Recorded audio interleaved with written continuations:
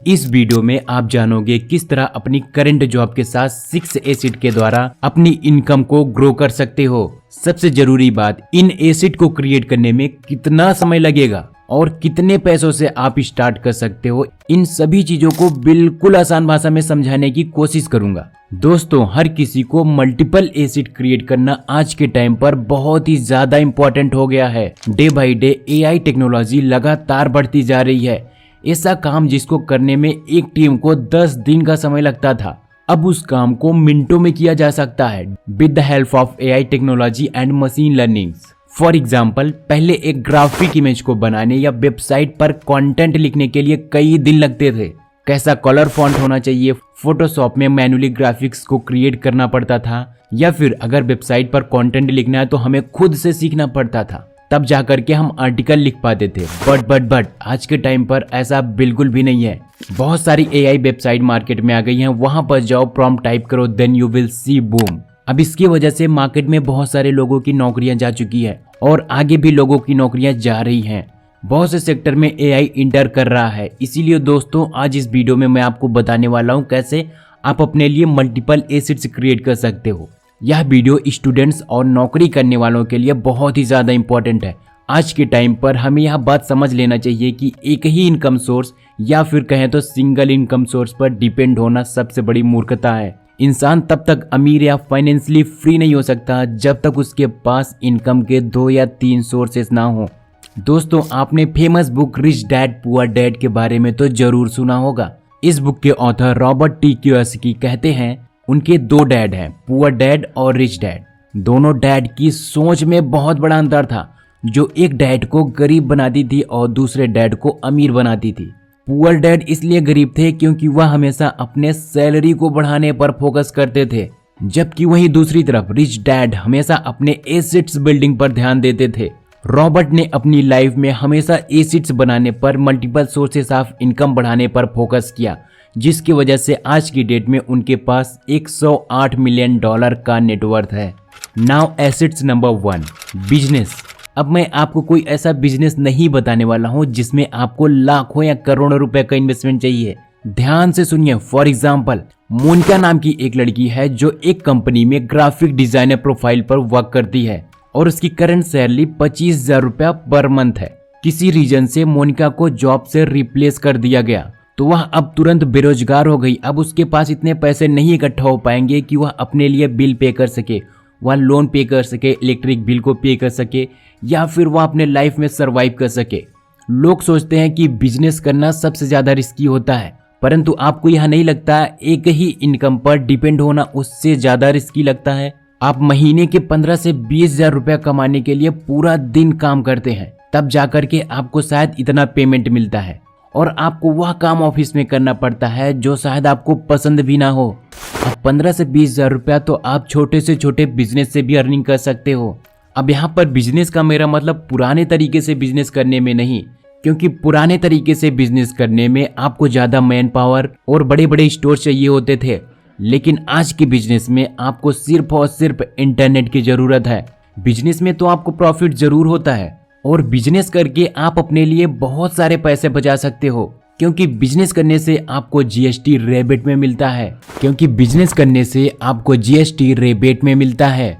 For example, मुझे एक iPhone खरीदना है। अगर मैं एक सैलरी एम्प्लॉय हूँ तो मुझे यह आईफोन लगभग 1 लाख रुपए का बाई करना होगा, और हमारे पास अगर एक छोटा सा बिजनेस है तो मुझे जीएसटी रिबेट भी मिलेगा। यह आईफोन मुझे 14 से 15,000 रुपया कम कीमत में मिलेगा। इस तरह बहुत सारे प्रोडक्ट में भी आपको जीएसटी रिबेट में मिल जाता है। और बिजनेस करने से दूसरा सबसे बड़ा फायदा यह होता है कि आपको ज्यादा टैक्स नहीं देना पड़ता। अगर आप एक सैलरी एम्प्लॉय हो और आपको 15 लाख की एक कार खरीदनी है तो आपको टैक्स देना पड़ेगा, साथ ही साथ जीएसटी भी देना पड़ेगा। लेकिन अगर आपके पास कोई छोटा सा बिजनेस है तो आप उसके एक्सपेंस दिखाकर अपना टैक्स बचा सकते हो। दोस्तों, आप अपने बिजनेस से 15 से 20,000 रुपया कैसे कमा सकते हो, इस पर फोकस करो। जरूरी नहीं है कि आप मुकेश अंबानी, रतन टाटा या बिरला ग्रुप जैसे बड़े बड़े बिजनेस ही करो। पावर आप स्मॉल बिजनेस को समझो। अगर आप अपनी सर्विस या फिर कोई प्रोडक्ट जिसकी कॉस्ट 100 रुपीज है, इसे एक मंथ में आपको 150 से 200 लोगों को सेल करना होगा। यहाँ से भी आप 15 से 20,000 रुपए की इनकम जनरेट कर सकते हो। या फिर आप कोई ई बुक क्रिएट कर सकते हो जिसकी प्राइस 100 रुपीज आप रखते हो। अगर आपने 150 से 200 लोगों को सेल कर दिया तो भी आप महीने का 15 से 20 हजार रुपया बहुत आसानी से कमा सकते हो। मैं उम्मीद करता हूं दोस्तों आपको यह बात समझ में आ गई होगी बिजनेस करने के कितने फायदे हैं और किस प्रकार से कर सकते हैं। Asset number 2, real estate. 2022 तक इंडिया की पॉपुलेशन चीन से आगे बढ़ चुकी है और आज इंडिया की टोटल पॉपुलेशन 1.43 बिलियन यानी कि लगभग 143 करोड़ हो चुकी है, जो कि वर्ल्ड की टोटल आबादी का लगभग 18% होता है। और वहीं क्षेत्रफल की नजरिए से देखें तो भारत 7वें नंबर पर आता है और यही कारण है हाउसिंग कमर्शियल स्पेस की डिमांड लगातार बढ़ती जा रही है। देखा जाए तो पूरी अर्थ पर सरवाइव करने के लिए बहुत ही लिमिटेड स्पेस है, जहां पर पूरी अर्थ पर 24% तक लैंड और माउंटेन है। 31% के अंदर फॉरेस्ट आ जाता है, जहां पर न तो कोई इंसान रह सकता है और न ही फार्मिंग कर सकता है। दोस्तों सबसे बड़ा यही रीजन है रियल एस्टेट की वैल्यू लगातार बढ़ती रहती है। जमीन यानी कि लैंड में इन्वेस्टमेंट करना एक सेफेस्ट ऑप्शन माना जाता है। डोनाल्ड ट्रंप, गौतम अडानी, साइरस पूनावाला ऐसे बहुत सारे बिलियनियर हैं जो रियल एस्टेट की वजह से अमीर बने हैं। रियल एस्टेट बिजनेस को गवर्नमेंट भी सबसे ज्यादा सपोर्ट करती है। मान लो आपको 25 लाख रुपए का घर खरीदना है तो आपको जरूरी नहीं है कि आपके अकाउंट में 25 लाख रुपए होने चाहिए। आपको बस 20% डाउन पेमेंट करना होता है। बाकी बचे हुए पैसे को आप ईएमआई से भर सकते हो। आप ईएमआई पर घर खरीदकर उसी किसी दूसरे व्यक्ति को रेंट पर दे सकते हो और इस रेंट के पैसे से आप अपनी ईएमआई भर सकते हो। जब ईएमआई पूरी कंप्लीट हो जाएगी तब यह घर आपका हो जाएगा और रेंटल इनकम भी आपको पर मंथ वहां से आती रहती है। रियल एस्टेट में पैसा कमाने का दूसरा सबसे बढ़िया तरीका है हाउस फ्लिप स्ट्रेटजी।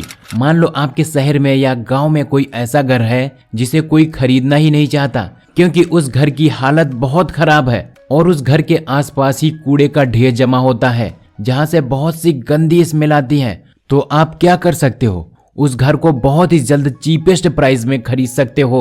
देन उसकी रिपेयरिंग करवा दीजिए और वहां पर पड़े कूड़े के ढेर को हटवा दीजिए और एकदम मेंटेन करके क्लीन करवा दीजिए। तब आप देखेंगे उसी प्रॉपर्टी को खरीदने के लिए आपको 3 से 4 गुना लोग पैसा देने के लिए तैयार हो जाएंगे। इस मेथड को कहते हैं house flip strategy. Asset number 3, paper assets. Stock mutual fund, index fund या फिर क्रिप्टो करेंसी, इन सभी को आप छू नहीं सकते, वह सिर्फ पेपर्स पर होते हैं। यदि आप किसी भी कंपनी के शेयर को बाई करते हो तो वह आपके डीमैट अकाउंट में पड़ा रहेगा। आप इसको टच या फिर फील नहीं कर सकते, इसीलिए दोस्तों इन्हें पेपर एसेट्स बोला जाता है। अब हमें पेपर्स एसेट क्यों खरीदना चाहिए इस चीज को समझते हैं। अगर हम अपना बिजनेस ओपन नहीं कर सकते तो दूसरों के बिजनेस में इन्वेस्टमेंट करके आप अमीर बन सकते हो। जब इंडिया की जीडीपी यानी ग्रॉस डोमेस्टिक प्रोडक्ट बढ़ती है तो इंडेक्स फंड भी बढ़ते जाते हैं, क्योंकि इंडिया की जीडीपी ही टॉप कंपनी से बनती है। जब हम टॉप कंपनी में इन्वेस्टमेंट करेंगे तो इंडेक्स फंड ऑटोमेटिकली बढ़ता है। अगर आपको इंडिया की जीडीपी पर भरोसा है तो आप इंडेक्स फंड में इन्वेस्टमेंट करना स्टार्ट कर सकते हैं। नाउ अब हम देखते हैं आप पेपर एसेट्स पर 15 से 20 हजार रुपया पर मंथ कैसे कमा सकते हैं। अगर हम निफ्टी 50 का पिछले 20 सालों का रिकॉर्ड देखें तो लगभग 12% के हिसाब से बढ़ोतरी हुई है। अगर आपको 15 से 20 हजार रुपया स्टॉक मार्केट में कमाना है तो आपका पोर्टफोलियो लगभग 15 से 16 लाख रुपए का होना चाहिए। एग्जाम्पल, राहुल ने अपनी यंग एज में 25 साल की उम्र में ही इन्वेस्टमेंट करना स्टार्ट कर दिया। अब वह पर मंथ 1000 रुपया इंडेक्स फंड में इन्वेस्टमेंट करता है तो 40 साल बाद उसे कंपाउंडिंग होकर के 44 लाख रुपए का अमाउंट मिलेगा। अब ऐसा नहीं है कि 40 साल में उसकी इनकम बढ़ी नहीं होगी। अगर उसकी इनकम में 10% का भी इंक्रीमेंट हुआ है, 2024 में 1000 रुपए होंगे तो 2025 में 1100 हो जाएंगे, 2026 में 1200 रुपए हो जाएंगे। ऐसे करते करते उसे 40 साल बाद जो रिटर्न मिलेगा वह करोड़ों में होगा। और अगर आपकी इनकम ज्यादा अच्छी है तो यह नंबर 10 से 20 करोड़ में कन्वर्ट हो जाएगा। तो दोस्तों यही होता है अर्ली एज में इन्वेस्टमेंट करने का सबसे बड़ा बेनिफिट। अगर आप अपनी इन्वेस्टमेंट को जल्दी स्टार्ट करके लॉन्ग टाइम तक इन्वेस्टमेंट करते हो तो आपको ज्यादा रिटर्न मिलेगा।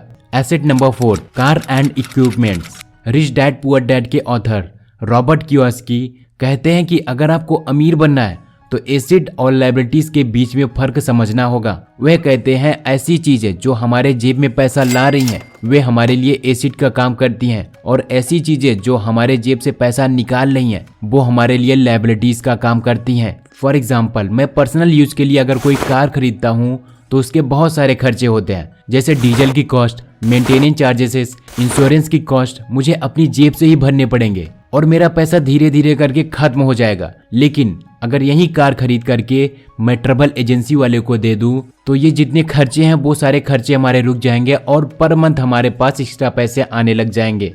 तो ये होता है एसिड्स और लायबिलिटीज में अंतर। Now acid number 5, create your own content. दोस्तों, कंटेंट एक ऐसा माध्यम होता है जिसकी सहायता से आप अच्छी खासी रेवेन्यू जनरेट कर सकते हो। ऑफलाइन में अगर कोई टीचर पढ़ा रहा है तो वहां पर लिमिटेड बच्चों को पढ़ा सकता है, 100 से 150 बच्चे मैक्सिमम। अगर उसी चीज को आप ऑनलाइन में कन्वर्ट करते हो तो आप बहुत सारे बच्चों को एक साथ पढ़ा सकते हो। अब यूट्यूब भी मेरे लिए हमेशा एसिड का काम करता है, क्योंकि यहाँ पर मैं वीडियोस क्रिएट कर, आपको जिस भी प्रकार की कैटेगरी में इंटरेस्ट है वैसी आप वीडियोस क्रिएट कर सकते हो। अब नो डाउट चैनल को ग्रो करने में टाइम लगता है, सारी चीजें सीखनी पड़ती है। तो अगर आपको 15-20 हजार रुपया पर मंथ महीने के कमाना है तो आपको इतना स्ट्रगल तो करना पड़ेगा बॉस। वो शायद वेबसाइट हो सकती है, वो शायद वीडियोस हो सकता है, it would be anything, but हाँ आप कंटेंट के थ्रू अर्निंग जनरेट कर सकते हो। नाउ एसिड नंबर 6, फ्रीलांसिंग करना। जी हाँ दोस्तों, अगर आपके पास कोई भी स्किल है, आपको वीडियो एडिटिंग आती है, आपको वेबसाइट बनाना आता है, आपको ऐप डेवलपमेंट करना आता है, इट वुड बी एनीथिंग, लोगो बनाना आता है, बैनर बनाना आता है, ऑनलाइन आप अर्निंग कर सकते हो फ्रीलांसिंग वेबसाइट से जाकर के। आपको यहाँ पर सबसे पहले गिग क्रिएट करना पड़ता है। फर्स्ट क्लाइंट लाने में टाइम जरूर लगता है, फर्स्ट, सेकंड, थर्ड, लेकिन अगर आप कंटिन्यू अपना पोस्ट डालते रहते हो, गिग क्रिएट करते रहते हो तो एक टाइम आ जाता है जब आपको क्लाइंट्स मिलना शुरू हो जाते हैं। देन आप फ्रीलांसिंग करके अच्छी खासी अर्निंग अपने लिए पार्ट टाइम में जनरेट कर सकते हो। सो दोस्तों, ये थे 6 एसिड्स जिनका यूज करके आप अपने लिए अच्छे खासे इनकम सोर्सेज जनरेट कर सकते हो। इनमें से कौन सा एसिड आपको सबसे अच्छा लगा मुझे कमेंट बॉक्स में कमेंट करके जरूर बताना। वीडियो पसंद आई हो तो वीडियो को एक लाइक कर देना, इस चैनल पर नए हो तो इस चैनल को सब्सक्राइब जरूर कर देना। हम मिलते हैं आपको अगले वीडियो में, तब तक के लिए thanks for watching this video.